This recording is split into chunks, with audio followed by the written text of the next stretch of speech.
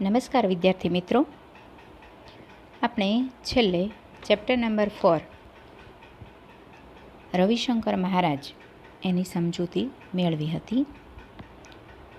આજે આપણે તેનો સ્વાધ્યાય તેમજ અભ્યાસ જોવાના છીએ, પરંતુ તે પહેલાં આપણે શબ્દ સમજૂતી, રૂઢિપ્રયોગો અને થોડું જે ગ્રામરનો ભાગ અહીં આપેલો છે, જે ભાષા સજ્જતા, તે વિશે આપણે જોઈએ. પહેલાં જોઈએ શબ્દ સમજૂતી. મૂક સેવક એટલે જાહેરાત કે પ્રસિદ્ધિ કે પ્રશંસાની ઈચ્છા વગર ચૂપચાપ સેવા કરનાર. એટલે જેને કંઈ જાહેરાત કે પ્રસિદ્ધિની પડી નથી, પરંતુ મૂંગા સેવા કરનાર, એને મૂક સેવક કહેવાય છે. પછી છે બિરુદ. બિરુદ એટલે કે કદર રૂપે લોકોએ આપેલું નામ કે ઉપનામ. જેમ આપણે ગાંધીજીને બાપુ એવા ઉપનામથી ઓળખતા હતા, તો વલ્લભભાઈ પટેલ છે ને લોખંડી પુરુષ એવું લોકોએ બિરુદ આપેલું. એટલે એની કદર કરવા માટે લોકોએ જે ઉપનામ આપ્યું હોય તેને બિરુદ કહેવાય છે. નાનપ એટલે હીનતા, નાનમ. મહિમાવંતુ એટલે ગૌરવવાળું. ઝળકવું એટલે ઝળહળી ઉઠવું. વિલાયતી એટલે કે પરદેશી બનાવટનું. કાચું પોચું એટલે અહીં જે કાચું પોચું એ ડરપોકના સંદર્ભમાં આપેલું છે, કે જે ડરપોક હોય તેને કાચું પોચું કહેવાય. એક વાક્ય આપણે જોયું હતું કે બહારવટિયાઓ સામે આવે તો કાચા પોચા હૃદયનો હોય તો એ ભાગી જાય, પરંતુ મહારાજ છે એ નિડર બનીને ત્યાં ઊભા રહ્યા હતા. કાચું પોચું એટલે ડરપોક. નિર્ભય તો નિડર. કોતર એટલે નદી કિનારાની બખોલો. ગરનાળો એટલે પાણી વહી જાય તે માટે બાંધેલો સાંકડો માર્ગ. છાતી સમાણું એટલે છાતી સરખું, છાતી સુધી જે પહોંચતું હોય તેના જેટલું. કરો એટલે ઘરની બાજુની દિવાલ, ભીંત. વહારે એટલે મદદે, વહારે દોડી જવું એટલે મદદે દોડી જવું.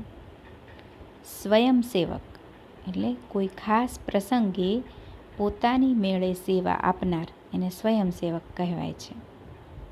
બોરિંગ એટલે જમીનમાં શારડી ઉતારી પાણી, તેલ વગેરે કાઢવાની ક્રિયા જે હોય એને બોરિંગ કહેવાય છે. શારકામ એટલે અહીં એ રીતે તૈયાર કરેલો બોર એટલે કે કૂવો. હેવાન એટલે અહીંયા પાઠના આધારે હેવાન એટલે દુર્ગુણોવાળો માણસ. જીવન ધર્મ એટલે જીવનનું મુખ્ય કર્તવ્ય. હવે પછી આપણે રૂઢિપ્રયોગો જોઈએ. રૂઢિપ્રયોગો, તમને એવો પ્રશ્ન પૂછાય પરીક્ષામાં કે રૂઢિપ્રયોગના અર્થ આપી અને વાક્ય પ્રયોગ કરો.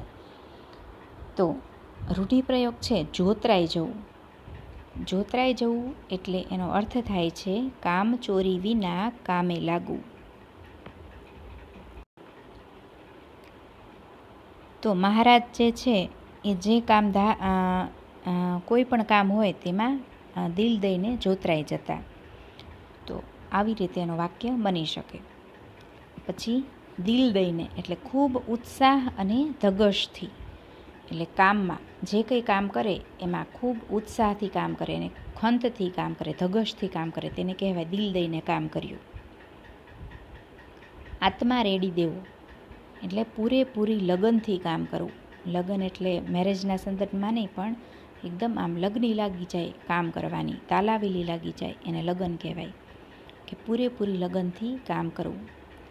પગરણ માંડવા. પગરણ માંડવા એટલે શરૂઆત કરવી. કોઈ પણ કાર્યની શરૂઆત કરવી હોય તો એમ કહેવાય કે તેણે એ કામમાં પગરણ માંડ્યા. માથે ઉપાડી લેવું એટલે કે જવાબદારી લેવી. તો મહારાજે ગામમાં ગરીબી દૂર કરવાનું માથે ઉપાડી લીધું, એટલે કે જવાબદારી લઈ લીધી. એટલે દિલ દ્રવી ઉઠવું એટલે ખૂબ દુઃખ થવું. એટલે આટલી બધી ગરીબી જોઈને મહારાજનું દિલ દ્રવી ઉઠ્યું. માંડી વાળવું એટલે કામ બંધ કરવું, કામ અટકાવી દે એટલે એમ કહીએ કે માંડી વાળવું. પાછી પાની કરવી એટલે પાછા આઠવું, જે કામ કરતા હોય એમાંથી પાછું જતું રહેવું એટલે પાછા આઠવું કહેવાય, પાછી પાની કરી કહેવાય.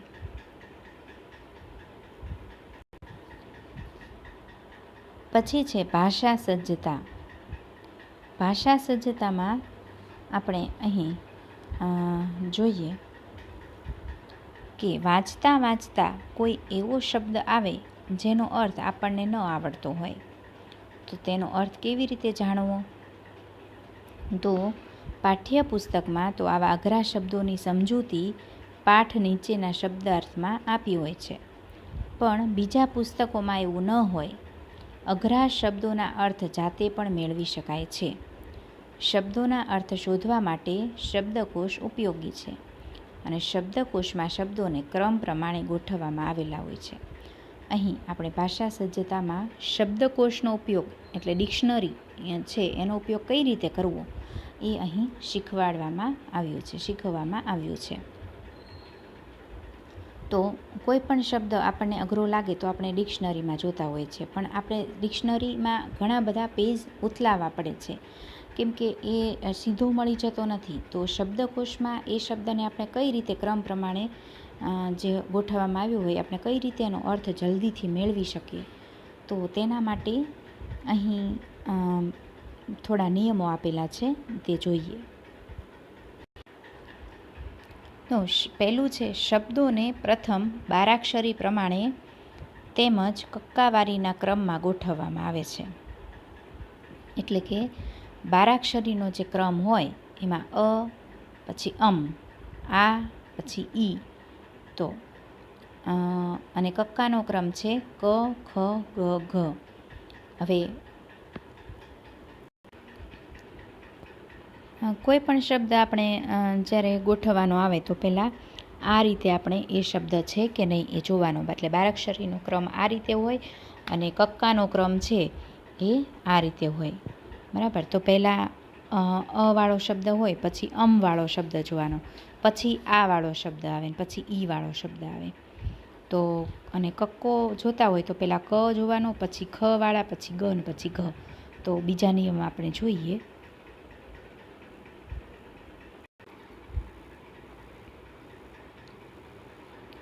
શબ્દકોશમાં સૌથી પહેલાં અથી શરૂ થતા છેલ્લે હથી શરૂ થતા શબ્દો આવશે.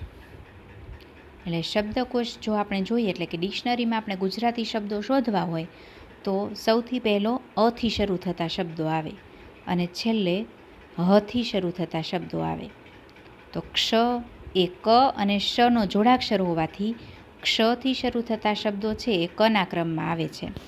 એટલે આપણે જે શબ્દ લખતા હોઈએ ક વાળા શબ્દ પૂરા થાય ને પછી આ ક્ષ છે એ કોઈ એકલો શબ્દ નથી, પણ ક અને શ એ બંને જોડાય છે ત્યારે ક્ષ બને છે. તો એ કના ક્રમમાં જે શબ્દો ગોઠવવાના પૂરા થાય તો એ પછી આ ક્ષ આવે છે. અને જ્ઞ છે એ જ અને આ જ્ઞ એનો જોડાયેલો શબ્દ છે, જ અને અંજ વચાય ને. તો એ બંનેનો શબ્દ જોડો એટલે જ અક્ષરના શબ્દો પૂરા થાય એ પછી તરત જ્ઞના શબ્દો આવે. એટલે આપણે એવું વિચારીએ કે ક્ષ અને જ્ઞના શબ્દો શબ્દકોશમાં છેલ્લે હશે, તો એવું નથી. પણ કના શબ્દો પૂરા થાય પછી તરત ક્ષના શબ્દો આવે અને જવાળા શબ્દો પૂરા થાય પછી તરત જ્ઞના શબ્દો આવે, કારણ કે એ ગની લાઈનમાં આવે છે જ્ઞ, જ અને અંજ. તો ત્યારબાદ આપણે જોઈએ કે કથી હ સુધીના અક્ષરોને શબ્દકોશના ક્રમમાં ગોઠવાય છે. શબ્દકોશમાં કથી તો હ સુધી જે અક્ષર છે એને આ રીતે ક્રમમાં ગોઠવાય છે. એટલે કનો આવો ક્રમ નીચે પ્રમાણે થાય છે. જો કની લાઈન જોઈએ તો શબ્દકોશમાં પહેલાં કયો ક્રમ ગોઠવવો તો એ જોઈએ તો પહેલાં કવાળા શબ્દો આવે, પછી કમવાળા શબ્દો આવે, પછી કાવાળા આવે, પછી કા ઉપર મીંડું તો કામવાળા શબ્દો આવે, પછી કીવાળા શબ્દો આવે અને પછી કિમવાળા શબ્દો આવે. એ રીતે આ તમે અહીં જોઈ શકો છો. કી, કિમ, કુ, કુમ, કુ, કુમ, ક્રુ, કે, પછી ક ઉપર રેફ આવે, કની પહેલાં રેફ આવે એવા શબ્દ આવે. પછી કઈ, પછી કઈ, પછી કંઈ, પછી કો ઉપર રેફ આવે, પછી કો, પછી કો ઉપર મીંડું એટલે કૌ અને કૌ, પછી કૌ અને ક્ર અને ક્રમ. તો આ રીતે આપણે શબ્દકોશના જે શબ્દો છે એ ગોઠવવાના હોય છે.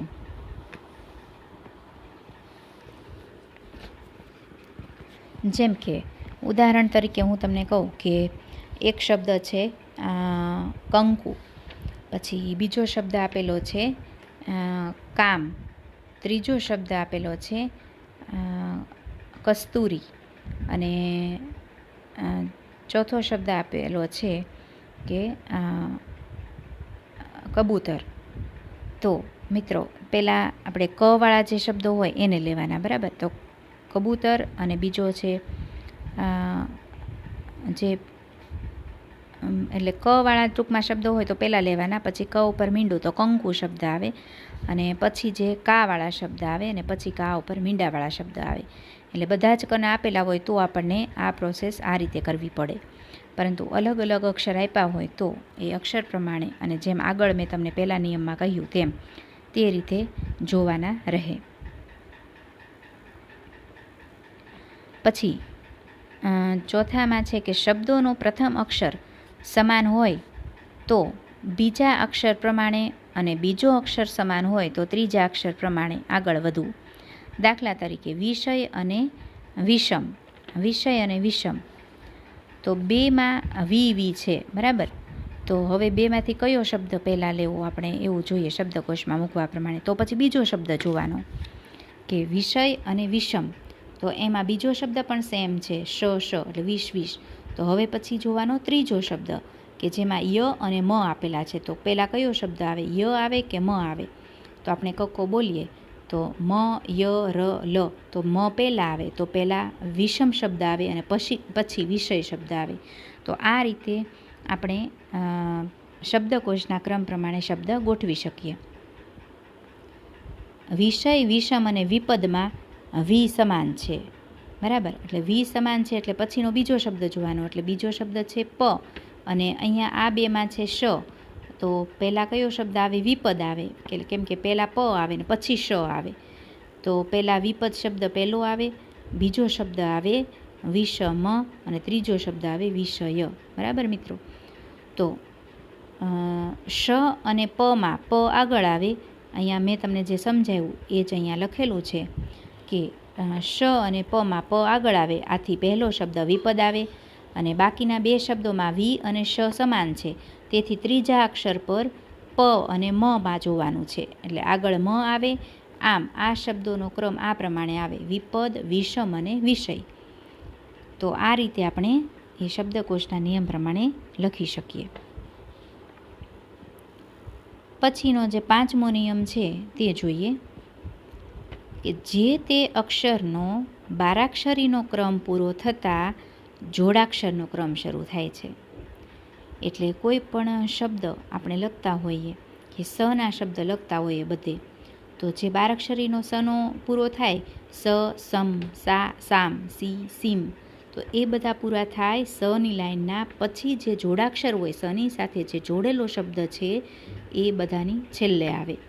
એટલે તેમાં જોડાનાર અક્ષરોનો ક્રમ પણ કક્કા પ્રમાણે નક્કી થાય છે. જેમ કે અહીં આપેલું છે સ્મિત અને સ્થિર. એમાં સ્થિર પછી સ્મિત આવે, કેમ કે થ છે એ પહેલાં આવે અને મ છે પછી આવે. તો જોડાક્ષરમાં પણ સની સાથે જે કયો શબ્દ કક્કામાં પહેલો આવે તો એ શબ્દ આપણે પહેલાં લખવાનો, અને જે મ છે પછી આવે તો એને બીજા નંબરનો ક્રમ આપવાનો. એટલે પહેલાં સ્થિર આવે ને પછી સ્મિત આવે. તો સની લાઈન પૂરી થાય પછી જોડાક્ષરવાળા શબ્દો જોવાના રહે, અને તેમાં આ સ્મિત અને સ્થિર. તો એ રીતે તમે લખી શકો. પછીનો નિયમ છે છઠ્ઠો, સ્વરોનો ક્રમ પણ બારાક્ષરીના ક્રમ પ્રમાણે નક્કી થાય છે. તો સ્વરનો ક્રમ પણ બારાક્ષરીના ક્રમ પ્રમાણે જ નક્કી થાય છે. એટલે સ્વર એટલે અ, આ, ઈ, ઉ, એ પણ આપણે બારાક્ષરી હોય ને એ પ્રમાણે જ એનો ક્રમ નક્કી થાય છે. અને એ પ્રમાણે આપણે શબ્દકોશના ક્રમમાં ગોઠવી શકીએ છીએ. જેમ કે અવાળા શબ્દો આપેલા હોય, કવાળા શબ્દો આપેલા હોય, પછી ઈવાળા આપેલા હોય, તો આપણે પહેલાં અવાળા શબ્દો લખવાના, પછી ઈવાળા લખવાના, પછી ઉવાળા હોય તો ઉવાળા, તો સ્વર પ્રમાણે પહેલાં લખવાના, પછી કથી ચાલુ થાય, ક, ખ, ગ, ઘ એ શબ્દો આપણે પછી લખવાના હોય છે. તો અહીં આપણે ભાષા સજ્જતામાં શબ્દકોશનો ઉપયોગ કઈ રીતે કરવો એ આપણે શીખ્યા. અને હવે આપણે અભ્યાસ જોઈએ. અભ્યાસમાં આપણે પ્રશ્ન પહેલો જે છે કે નીચેના પ્રશ્નોના ઉત્તર માટે આપેલા વિકલ્પોમાંથી જે સાચો ઉત્તર છે તે શોધીને તેનો ક્રમ અક્ષર પ્રશ્ન સામેના આ બોક્સ આપેલું છે તેમાં લખો. તો અહીં આપણને MCQ આપેલા છે તે જોઈએ કે રવિશંકર વ્યાસને મહારાજનું બિરુદ કોણે આપ્યું? તો ક રાજાએ, ખ બ્રાહ્મણોએ, ગ લોકોએ કે ઘ બહારવટિયાઓએ. તો આપણે જાણીએ છીએ કે રવિશંકર વ્યાસને મહારાજનું બિરુદ છે એ લોકોએ આપ્યું છે. તો તમે અહીં આ બોક્સમાં આ ગ લખવાનો છે, બરાબર? બરાબર છે, ગ એટલે લોકોએ આપ્યું છે. ત્યારબાદ બીજો પ્રશ્ન છે કે ધીમે ધીમે રાજકીય પ્રવૃત્તિને સ્થાને મહારાજના જીવનમાં શાનો પ્રવેશ થયો? તો ક રાજસત્તાનો, ખ લોક પ્રવૃત્તિનો, ગ ધાર્મિક પ્રવૃત્તિનો કે ઘ આર્થિક પ્રવૃત્તિનો. તો અહીં જવાબ આવશે ખ લોક પ્રવૃત્તિનો. તો તમારે અહીં સામે અહીંયા લખવાનું ખ. તો આ રીતે આપણે ત્રીજો પ્રશ્ન જોઈએ કે રવિશંકર મહારાજને માણસાઈના દીવા કોણે કહ્યા છે? ક ગાંધીજીએ, ખ ઝવેરચંદ મેઘાણીએ, ગ મહેન્દ્ર મેઘાણીએ કે ઘ ધીરુભાઈએ.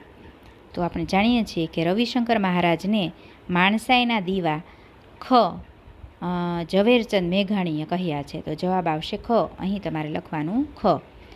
તો મિત્રો, અહીં આપણે આજે અટકીએ છીએ અને હવે પછીનો જે અભ્યાસના પ્રશ્નો અને સ્વાધ્યાયના પ્રશ્નો એ બધા આપણે હવે પછીના લેક્ચરમાં જોઈશું. Thank you.